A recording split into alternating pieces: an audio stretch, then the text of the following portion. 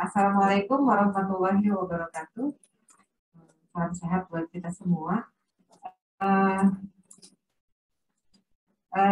Pada kesempatan ini selama 20 menit, insya Allah kita bisa saya akan mencoba memaparkan terkait regulasi terkait pangan produk rekayasa genetik atau yang sering kita kenal dengan PRG, pangan iradiasi, dan pangan organik. Jadi ini ya Bapak Ibu yang akan kita bahas 20 menit ke depan.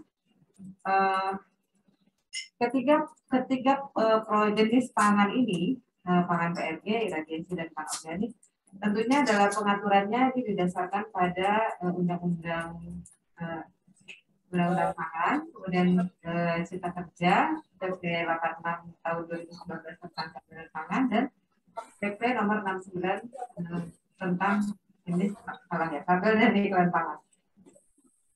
Jadi ini memang muara dari atau payung hukum dari peraturan-peraturan yang kita susun. Kemudian jika Bapak Ibu membayangkan gitu terkait produk-produk ini, tentunya produk-produk ini secara umum dia harus memenuhi persyaratan keamanan mutu dan gizi pangan serta label dan iklan pangan yang secara umum yang kemarin dalam 2 hari disampaikan ya, telah disampaikan materi-materinya.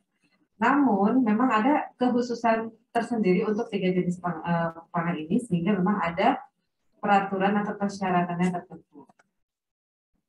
Nah ini kita mulai dengan pangan produk rekayasa genetik atau pangan PRG. Di sini peraturan yang akan disampaikan adalah terkait dengan peraturan Badan POM nomor 6 tahun 2018 tentang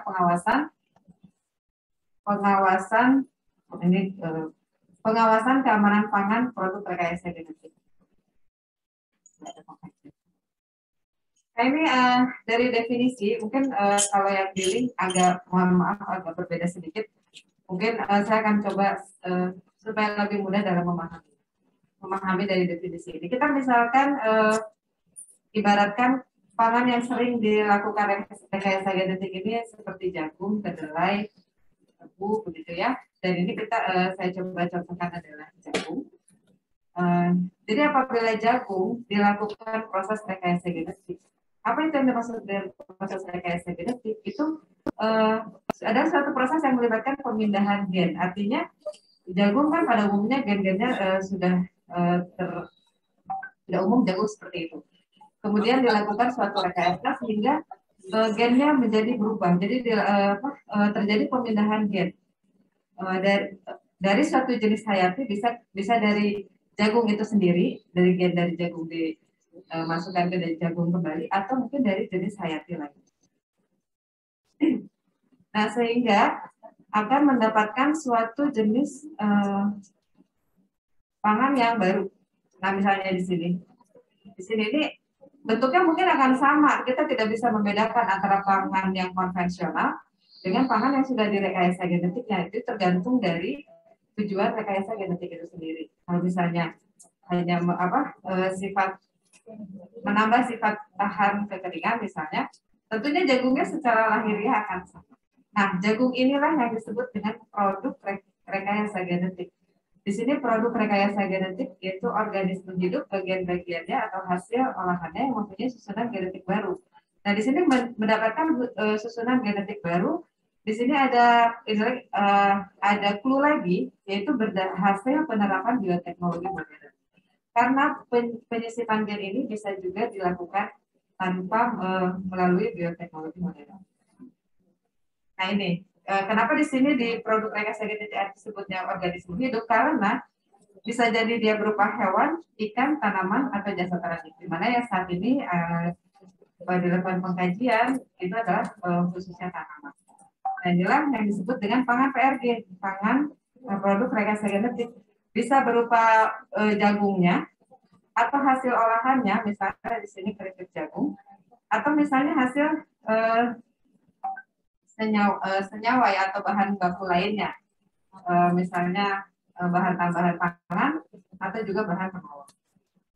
Nah ini dasar hukumnya tadi sudah disampaikan. Nah bagaimana sebenarnya kebijakan pangan PRG ini? Jadi berdasarkan tadi ya undang-undang PP yang mengatur terkait dengan pangan PRG, pada intinya adalah pangan PRG ini baik yang diproduksi di dalam negeri ataupun yang diimpor ini wajib dikaji dulu sebelum diedarkan.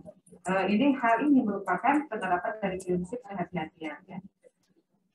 Nah, persetujuan keamanan pangan ini akan didapatkan setelah dilakukan pengkajian keamanan PRG berdasarkan permohonan tertulis permohonan kepada Kepala Badan POM. Jadi nanti pengkajian akan dilakukan setelah dilakukan pengkajian terhadap keamanan pangan PRG, nanti akan diterbitkan surat persetujuan keamanan pangan PRG yang diterbitkan oleh Kepala Badan POM.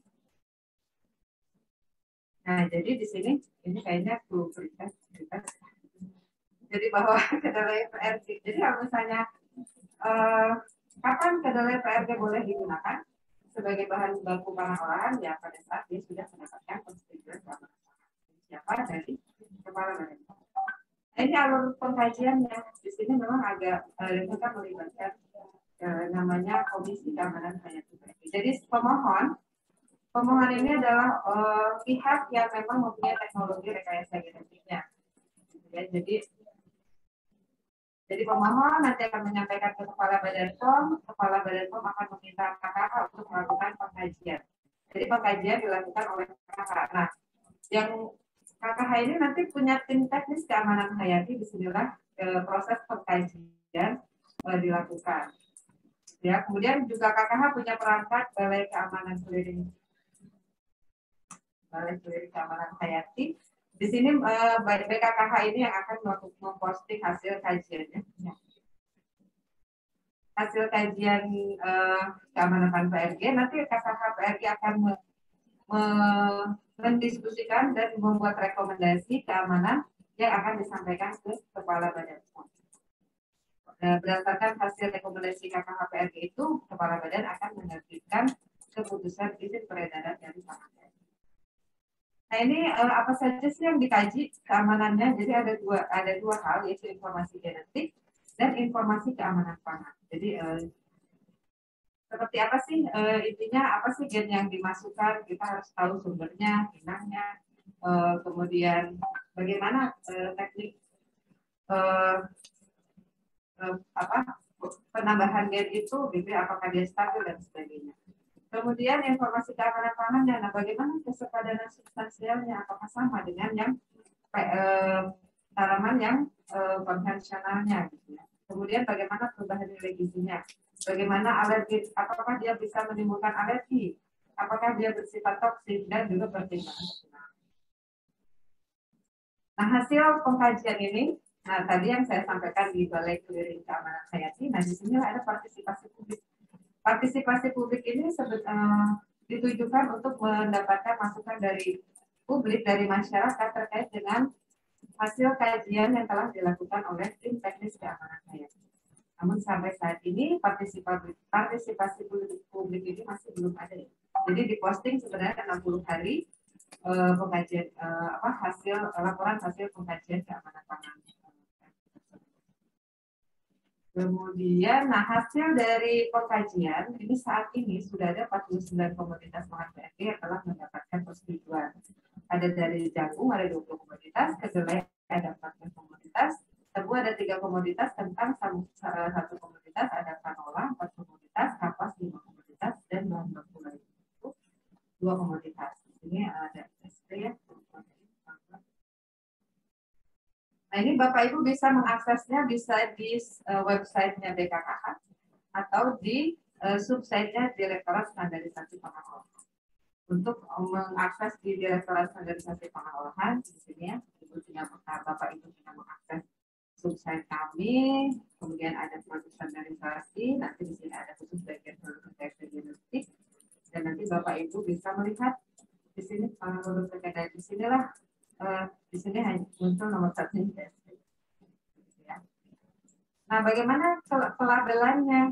Pelabelan ini kan penting untuk komunikasi dengan konsumen sebagai tingkat konsumen ya. Di sini ada dua produk maksudnya pelabelan ini tergantung dengan produknya. Untuk produk yang memang komposisinya hanya satu bahan, misalnya di sini tepung kedelai, maka nanti dia itu wajib bisa dituliskan sama rekayasa genetik ya pada bagian utama label. Bagaimana kalau untuk bahan baku itu hanya sebagai bahan baku aja, salah satu ingredient misalnya untuk biskuit. Jadi silakan dituliskan di bagian komposisi. Nah, untuk pelabelan ini perlu diperhatikan. Jadi ada thresholdnya atau batas atasnya. Pelabelan ini baik yang satu bahan maupun yang merupakan salah satu ingredient itu di sini diperhatikan apabila kandungan DNA PRD itu lebih dari 5%. Jadi kalau kurang dari 5%, maka tidak perlu dilakukan.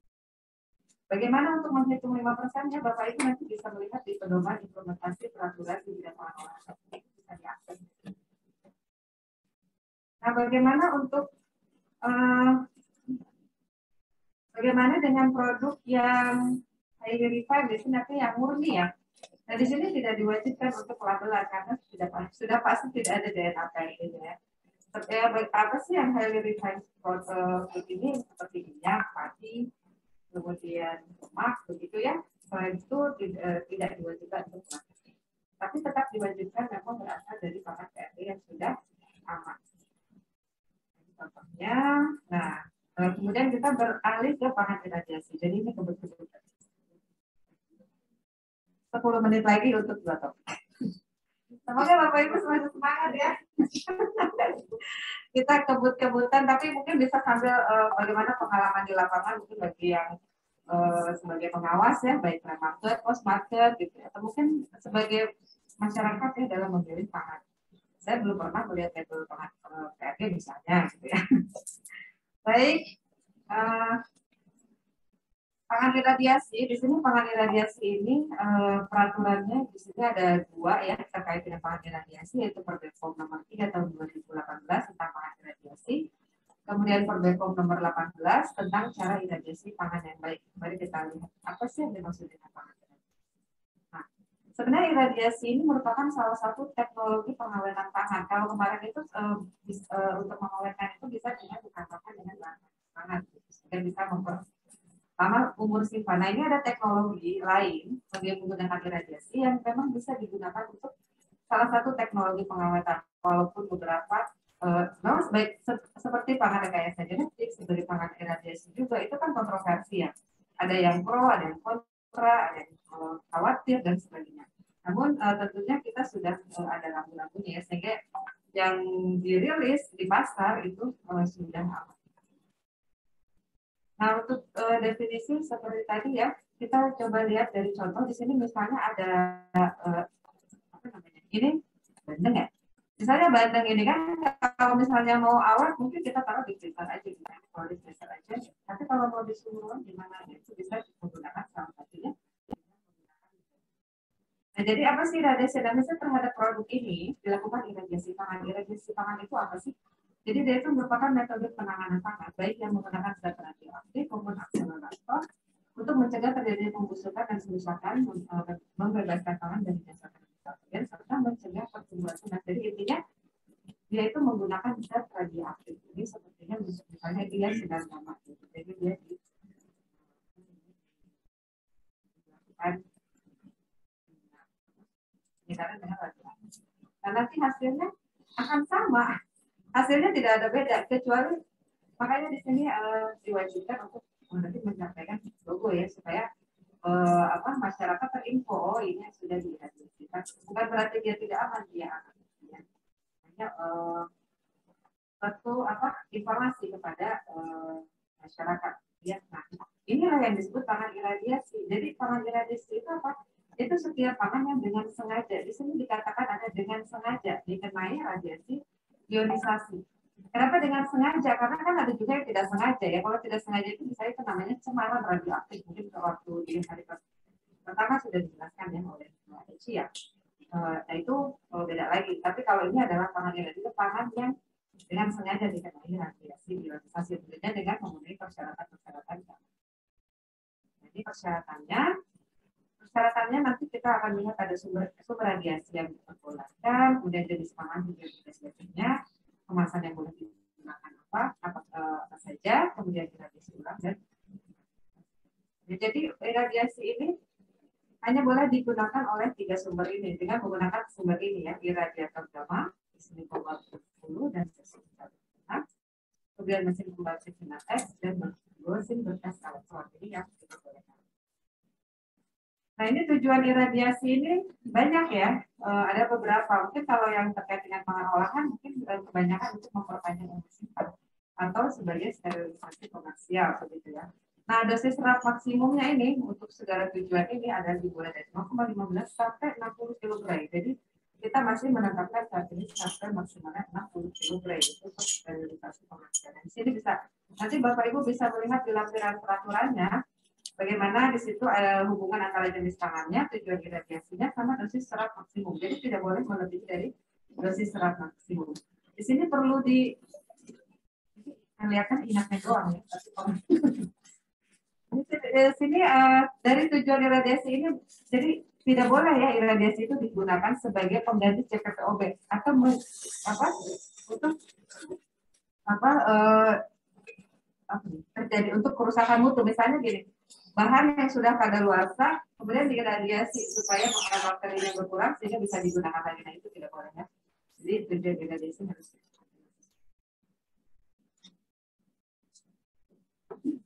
Nah ini terkait bahan kontak pangannya, bahan jenis kontak pangannya juga diatur. Jadi hanya jenis kontak pangannya yang sesuai yang boleh digunakan, nanti disesuaikan dengan dosis serat maksimumnya karena masing-masing kemasan juga mempunyai dosis serat maksimum. Nanti bisa dipelajari ya Bapak Ibu. Nah, yang sekarang ada larangan, jadi pangan iradiasi itu dilarang diiradiasi ulang. Misalnya tadi ya Bandeng tadi udah diiradiasi. Kemudian karena ini terjadi penurunan mutu terus diiradiasi ulang. Nah itu tidak boleh. Dan tidak boleh dilakukan iradiasi ulang. Di sini ada pengecualian untuk pangan dengan berkadar air rendah yang diiradiasi untuk membasmi serangga. Jadi tujuannya adalah untuk membasmi serangga itu boleh. Nah ini ya, jadi ada hal-hal yang tidak termasuk iradiasi ulang. Jadi kalau misalnya pangan menggunakan bumbu gitu ya, menggunakan bawang yang sudah diiradiasi, tapi tujuannya untuk perlakuan karantina atau menghambat pertunasan. Kemudian bawang itu digunakan untuk membuat bumbu instan, gitu bumbu instannya diiradiasi, dan itu boleh.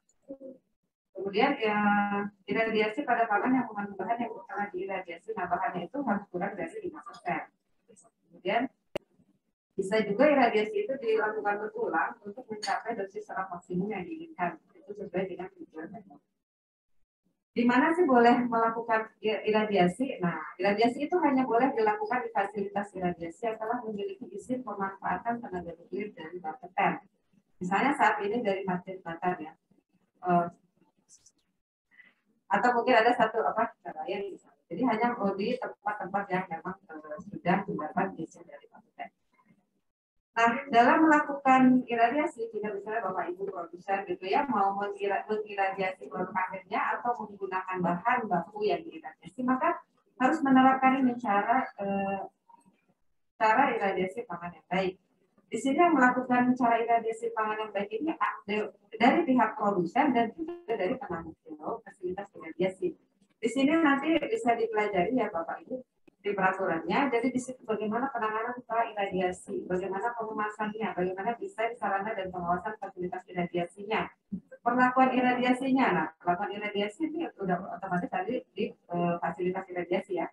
Kemudian penyimpanan dan penanganan pasca iradiasi dan pelabelan. Hal ini untuk ketertelusuran dan juga jangan sampai misalnya yang sudah diiradiasi lagi, gitu kan, karena memang terjadi kesalahan pelabelan. Ya. Jadi kita mencegah hal-hal yang seperti itu.